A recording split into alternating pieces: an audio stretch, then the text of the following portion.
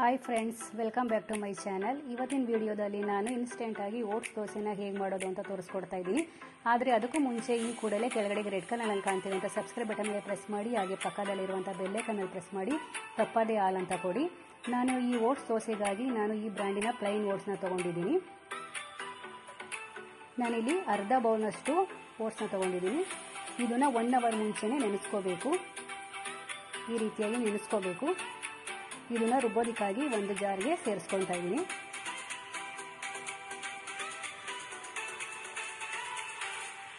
ಇದಕ್ಕೆ ಸ್ವಲ್ಪ ನೀರನ್ನು ಸೇರಿಸ್ಕೋಬೇಕು. ಹಾಗೆ ಟೇಸ್ಟ್ಗೆ ಎಷ್ಟು ಬೇಕಷ್ಟು ಉಪ್ಪನ್ನ ಸೇರಿಸ್ಕೋಬೇಕು.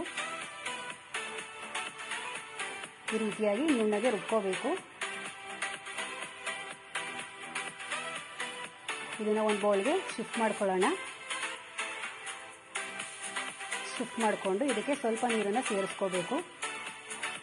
ನೀರನ್ನ ನೋಡಿಕೊಂಡು ಸ್ವಲ್ಪನೇ ಸೇರಿಸ್ಕೊಳ್ಳಿ.